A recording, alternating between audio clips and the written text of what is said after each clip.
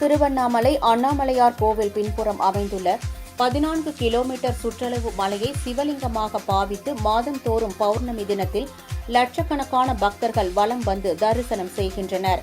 பௌர்ணமியின் போது திருவண்ணாமலை மாவட்டம் மட்டுமின்றி வெளி மாவட்டங்களைச் சேர்ந்த வியாபாரிகள் சாலையோரத்தில் கடைகள் வைத்து வியாபாரம் செய்வது வழக்கம்.